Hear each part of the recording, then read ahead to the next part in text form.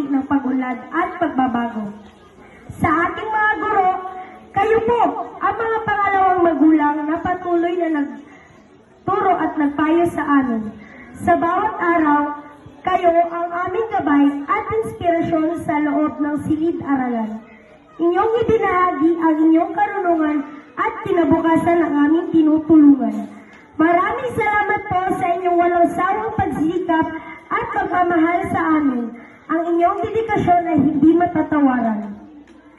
Sa aking mga kapwa mag-aaral, tayo ay naglakbay ng magkakasama sa loob ng mga taon. Nagtulong-tulong tayo, nagturo sa isa't isa at nagkaisa upang harapin ang mga hamon ng pag-aaral. Sa ating mga kasiyahan at kalungkutan, tayo ay napatibay ng mga samahang hindi malilimutan.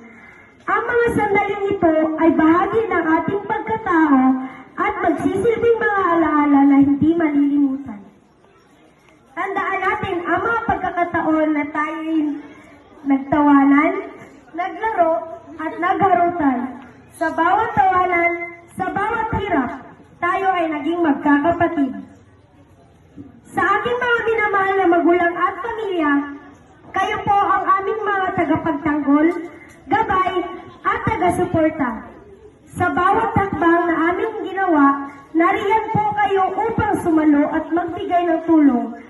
Sa inyong mga pangaral at pag-aaruga, kami po ay lubos na nagpapasalamat. Ang inyong pagmamahal ang nagbibigay sa amin ng lakas at kumpiyansa upang harapin ang mga hamon ng pag-aaral. Kayo po ang aming ang inspirasyon at inyong mga pangarap ang aming nagiging pangarap. Ngayon, na narito na tayo sa punto ng ating pagtatapos, ang pagtingin sa hinaharap ay hindi dapat maging takot,